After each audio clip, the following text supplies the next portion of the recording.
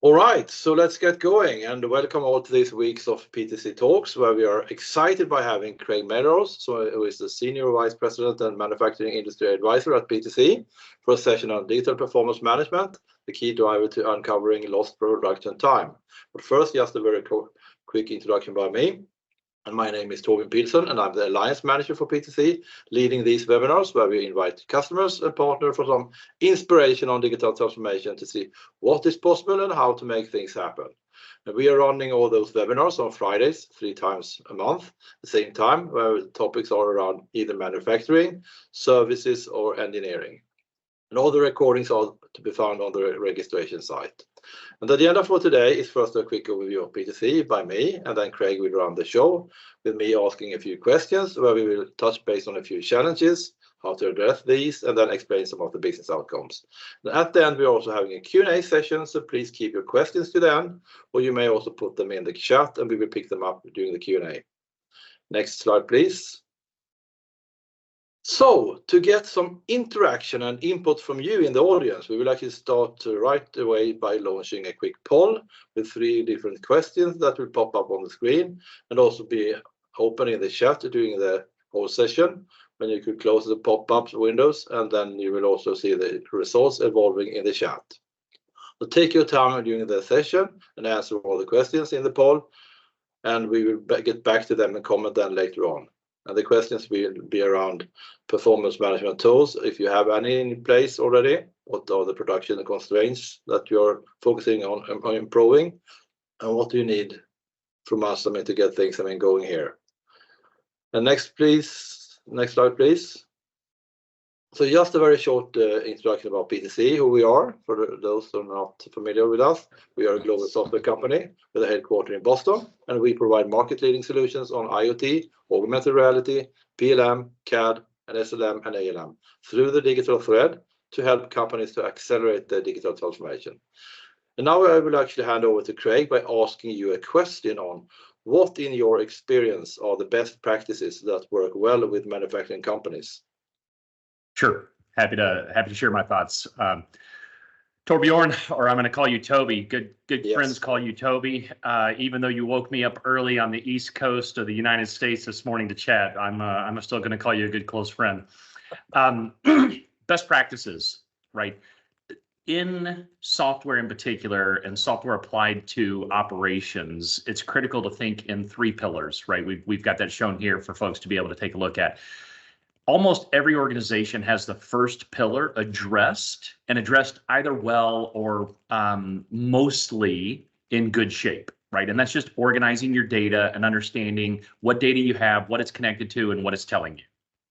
Where most organizations and companies are lacking at the moment is the second and third columns. In particular, on the second column around orchestrating your data. And these are words that third parties created in this survey to get this data. The key point here is linking to business impact, financial P&L impact with your operational improvement, in particular, your digitally enabled operational improvement, right? This is extremely challenging for organizations because operations metrics linked to financial metrics tends to be a challenge. And so this is a hard one. Once that's been established, putting a cross-functional team in, lots of different types of expertise, and then designing for enterprise scale, not just a pilot, not a single line at a single site, but across your entire organization and quickly so that you can achieve scale quickly. That's the second column, and it's really challenging. The third column is really best practices around any kind of problem solving, but especially digital. Closed loops, right? This is Lean, Six Sigma, operations excellence, best practice. What's your current baseline? How do you improve it? What's your new baseline, right? In addition, what is the business model? Is this a new business, existing business? Are you selling data? Are you just leveraging data for problem solving? Thinking through the rationale and the implications, and most importantly, future forward. The technologies we're talking about today weren't in place 10, 15, 20 years ago. And so it's an ever-evolving environment. And so these best practices are what we share with our customers and push everyone and challenge everyone to think about and put in place, Toby. Thank you, Craig. So why is this new or different? This is an extreme challenge, as we just said, for organizations. And part of the challenge is what we're seeing here.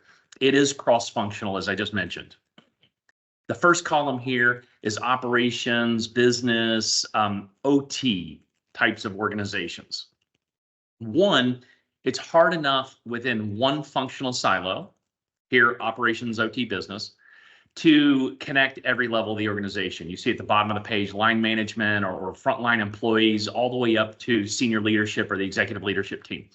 That connection top to bottom is challenging within one functional area, let alone multiple functional areas. The second column being IT. And so IT and OT absolutely need to complement one another and work together. Operations understands, what is my operational challenge? I'm having quality issues. I'm having throughput and capacity issues to meet demand, meeting my schedule, on-time delivery, whatever it might be.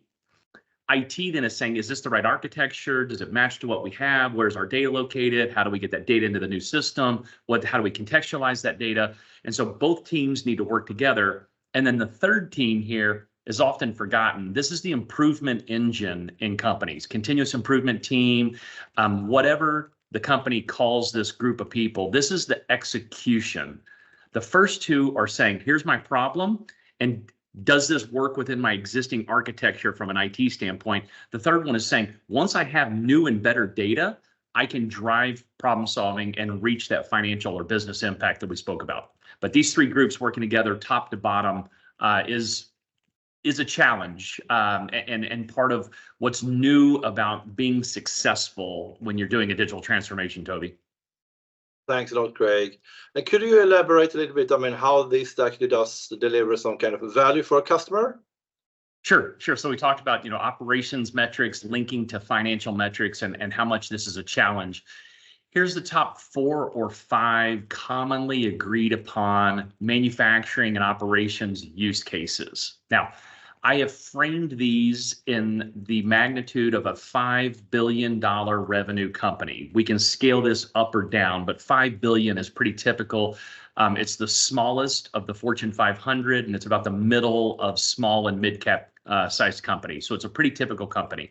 In a $5 billion company, throughput, capacity, sometimes called OEE, overall equipment effectiveness, that type of metric inside your factories is worth hundreds of millions of dollars. I'll explain why here in a moment. The reason it's shown twice, it's the only use case here that plays offense and defense. It can be used for cost reduction, defense. It can also be used for additional capacity or additional volume, offense. And so think of it as cost per unit and working on both the numerator and the denominator based on which product, which site needs which type of lever pulled. Second, labor productivity. Everyone knows this one. Labor productivity is absolutely critical and is a age-old improvement lever that everyone's working against. It also is worth hundreds of millions. I'll describe how in a moment. And then you have classic items that are extremely complementary. Maintenance, uptime, utilization, availability of assets, tens of millions of dollars here. Quality, tens of millions of dollars as well. You see an asterisk there. I'll describe that in a moment because rework also comes into play. And then what I call asset optimization.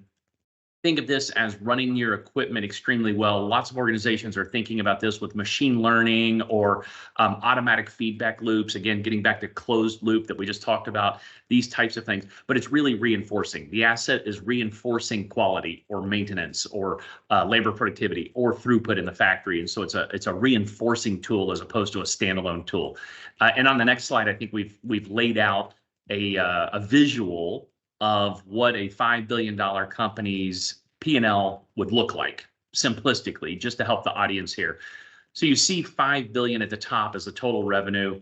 Assume about a 20% margin. That takes 5 billion down to 4 billion.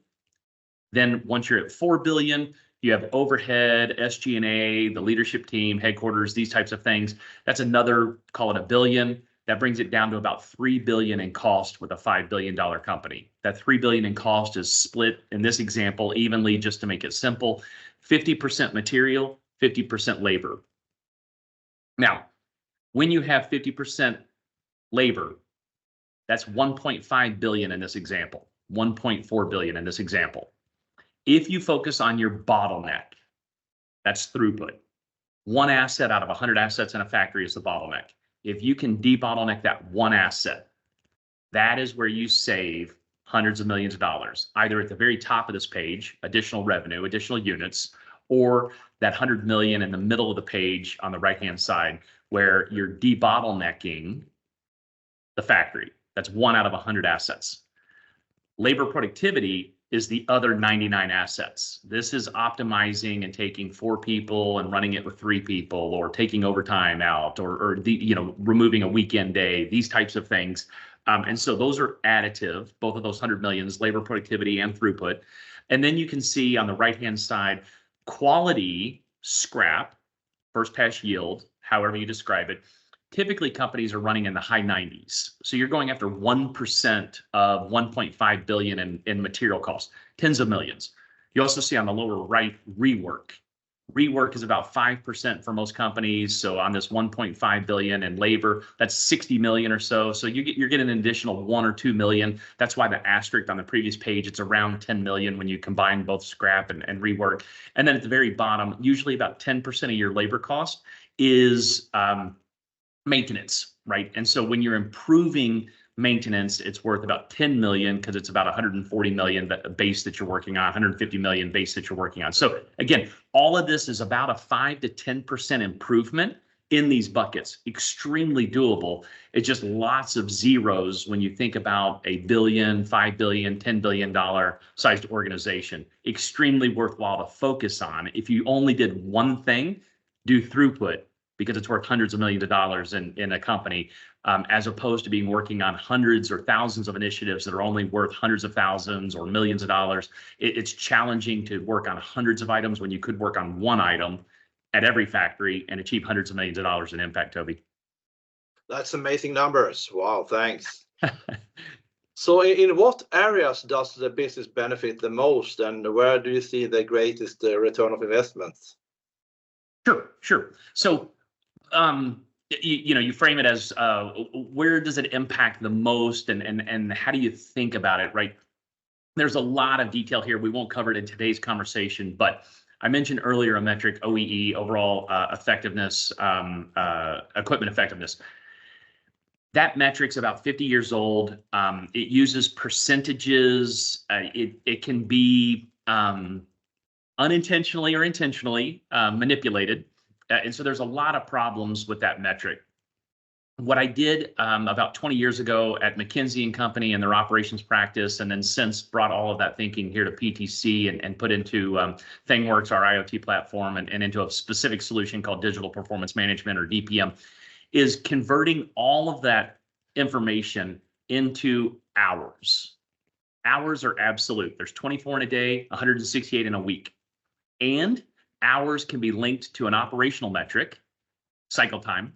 I make 100 units an hour, 100 units a minute. I can convert that into time and understand the time implication, but also hours can be converted into financial improvement. I work an 8-hour shift. I have 8 hours of overtime. I have an employee making $100 an hour, $1,000 an hour, whatever it might be. All of this can be converted into operational and financial improvement. And because it's an absolute bar, 168 hours in a week, every hour can be accounted for. There's no way to manipulate or artificially inflate or hide or even have missing data. And so that's what I show here, looking at performance on a 168-hour week. And in this example, Toby, you have a company working about 80 hours and 8 hours of overtime, that orange bar, and they're being productive with about 44 of those hours. Right, so 44 over 88, you see the formula there. That's a 50% capacity, throughput, utilization, whatever the name you want to call it.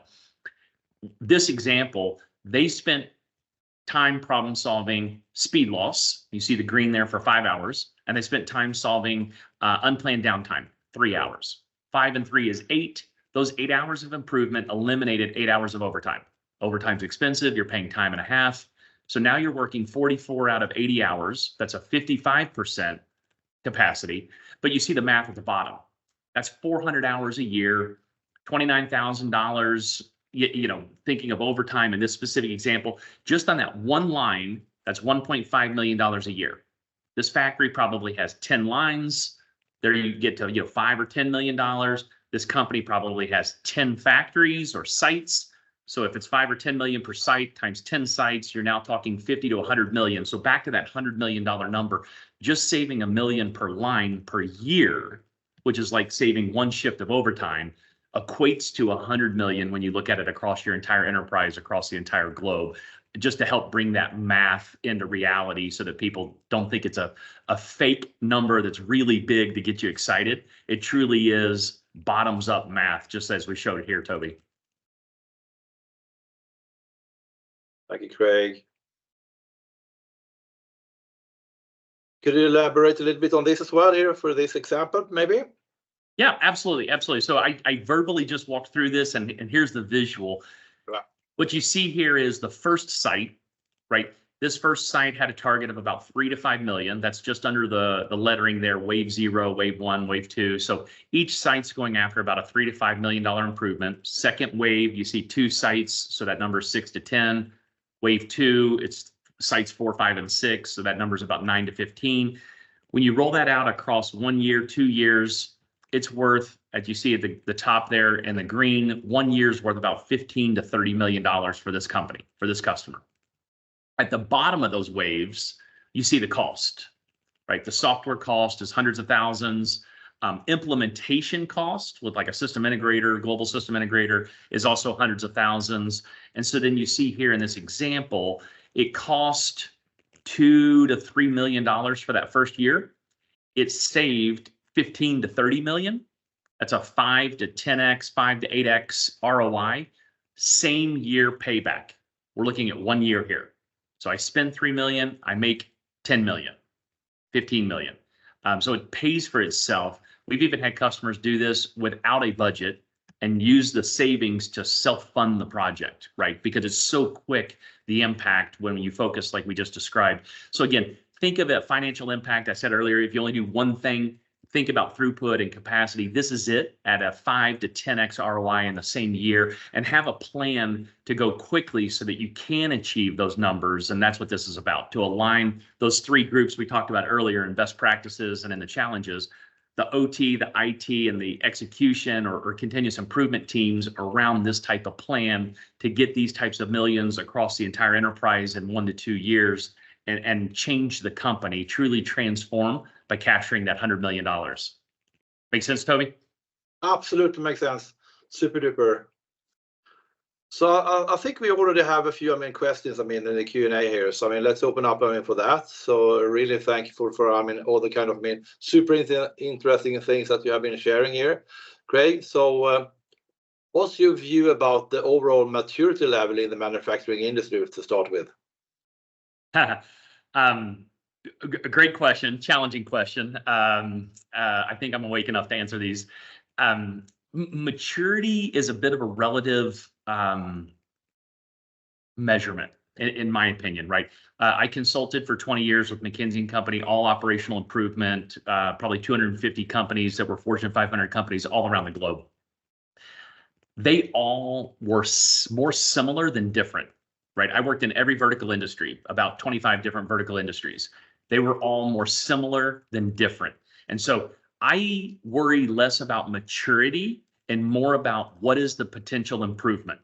And just let's go get the improvement, right? It's take step 1, then step 2, then step 3. And before you know it, especially if you're approaching it like we described this morning, if you're approaching it in a way that you're focused on the number 1 use case and delivering hundreds of millions of dollars, no one's worried about maturity. They're worried about, okay, what do I do now? How do I reinvest this money? Do I save it? Do I upgrade automation? Do I think about launching a new product? Whatever it might be. And then that further just continues to feed the company in terms of transformation and changing. And before you know it, you're in a radically different place. Call that more mature. Doesn't matter to me. It's just you're a more profitable, higher margin, higher cash flow, better performing company. And so I don't worry about the maturity so much as I worry about the speed of improvement and the magnitude of improvement. All right, thank you. And also talking a little bit about this kind of a solution? I mean, manufacturing is so diverse. So how does a single solution actually works well for everyone? Absolutely. Another great question. This tough crowd. Every product has a cycle time, and cycle time is time-based. Every product has labor cost and material cost, also time-based. So time is the great equalizer here. I'm working with a aerospace and defense company. They build products measured in days of cycle time.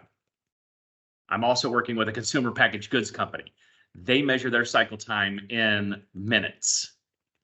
But both companies are measuring a cycle time. I'm making 100 units a minute, or I'm making 1 unit every 2 days. Both of those I can look at on that 168-hour week and say, okay, in 1 week, I should make 2.5 products, or in 1 week, I should make tens of thousands of products. But I can still measure performance. And once I have that baseline, I can then say, okay, where can I improve? I'm running at 50%. I want to eliminate that 8-hour shift. What level of improvement do I need? Much like the example we went through. And so it's universal when you break it down into the bite-sized pieces of cycle time and material cost and labor cost, and put them all against a time scale of an hour, 24 hours in a day, 168 hours in a week. Hopefully that helps everyone and makes sense. But there's a lot of concepts there, and certainly happy to talk about it more than just a quick answer, but that's the quick answer, Toby. Thanks a lot. And also I had another question also regarding, I mean, AI in the manufacturing industry. I mean, what's your thoughts about, I mean, the role of artificial intelligence in the transformation of the manufacturing industry, sort of? Yeah, AI is a great tool.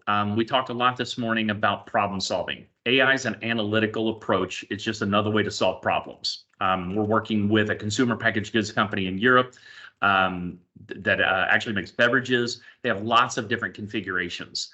They use the solution we talked about, digital performance management, this morning. And in their changeover data, because of all of their products, they have so much data, it's hard just to see the patterns with the naked eye, traditional problem solving.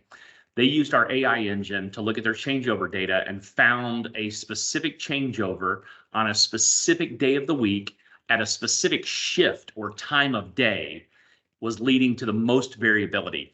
Very hard to see it traditionally. So AI is extremely powerful for an analytical tool. The challenge is the quality of the data that AI is analyzing, right? And so if the data is rich and complete and comprehensive, it's a very good tool. If the data is incomplete and missing and not very comprehensive, it's challenging to use a tool like AI to tease out a pattern or a trend or something that allows you to problem solve more effectively, because the base data is not where it needs to be. Thanks for a really good answer, Craig. So I had a good question also here from Duncan Brown. Maybe you could open up and ask your question, Duncan.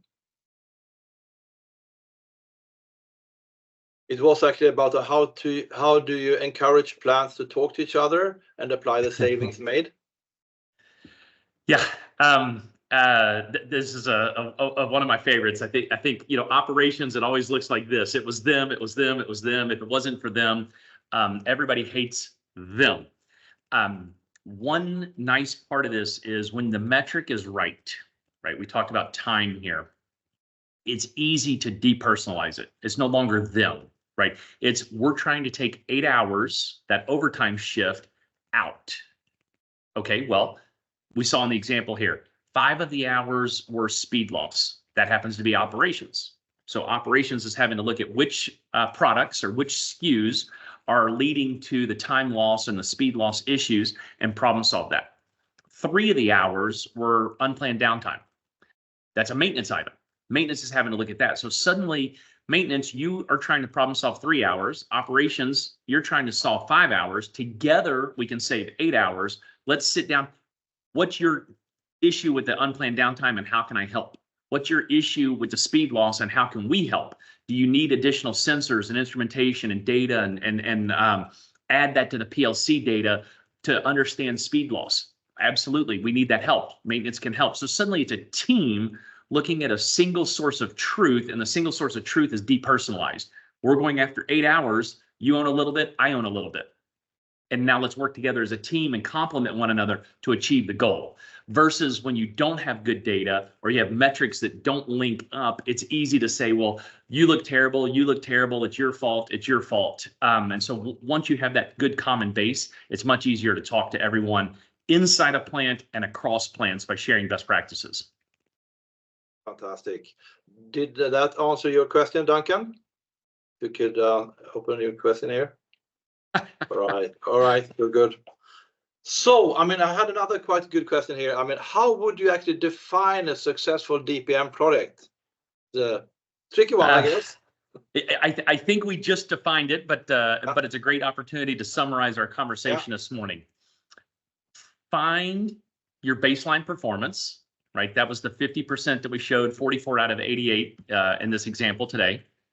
Establish a goal that is significant, right? Double-digit impact, double-digit percentages, double-digit millions. Today's example was high single digits, but close enough. It was 8 hours out of the week, and that was worth, I think, 1.5 hours in our example for that one line.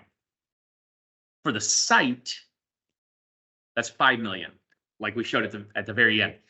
Multiple sites, that's tens of millions or hundreds of millions. And so to me, a successful is that baseline of understanding I'm at 50%, 44 out of 88. I've established a goal, 8 hours, 1.5 million per line.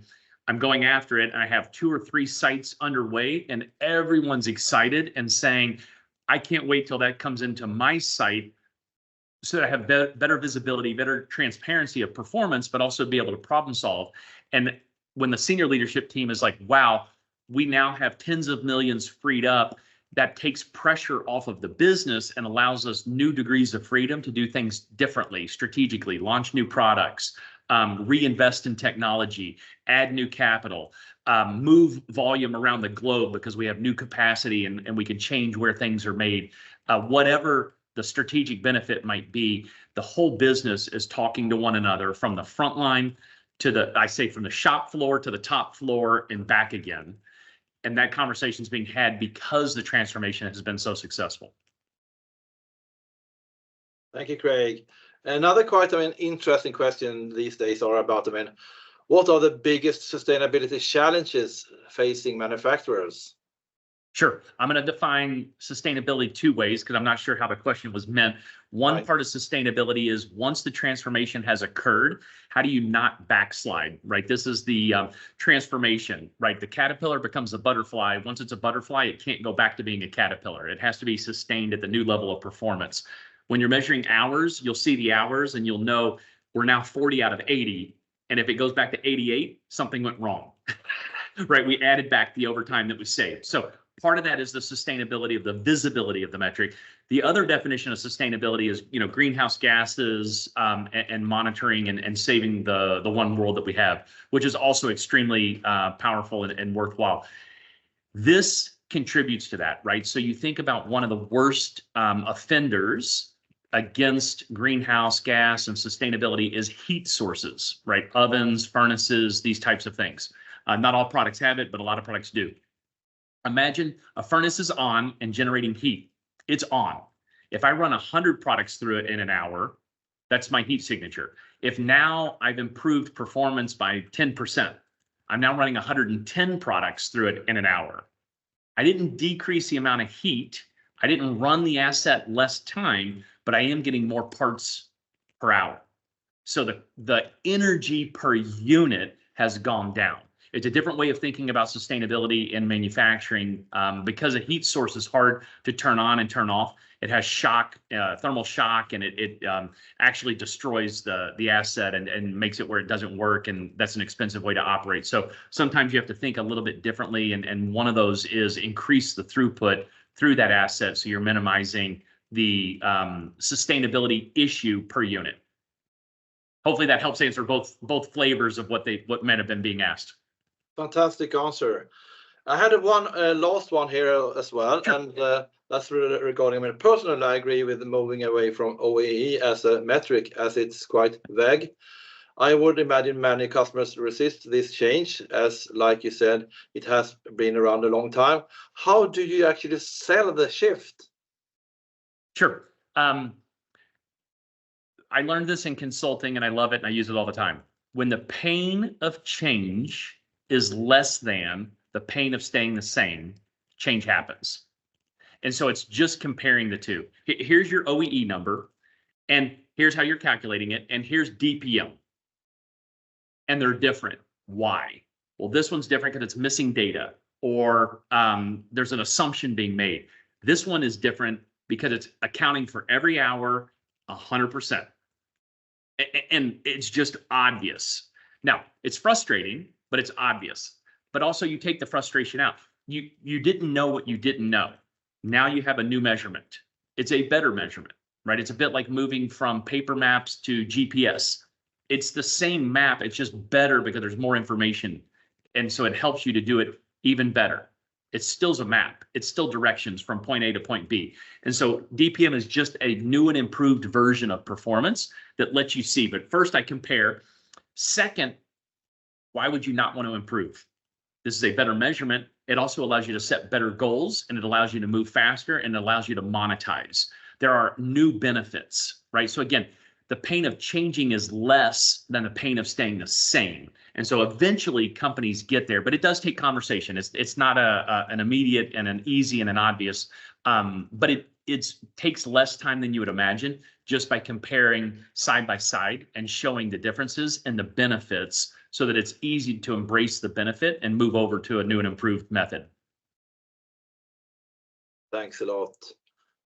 So actually, time is unfortunately running out, and we had a lot of good answers. I mean, in the poll, and you could actually look into that and see, I mean, what kind of results we had there. Fantastic! Thanks for answering that. So many thanks, I mean, for joining, and of course a big thanks, I mean, for you, I mean, Craig, I mean, sharing all your kind of, I mean, insights here. So with that, I hope to see you back at the PTC talks on Friday next week already for a session about mastering ALM data migration by Aurora Technologies. So stay tuned for that and have a fantastic weekend, everyone. Take care. Bye bye. Thanks, everyone. Thanks for having me, Toby. Thank you, Craig.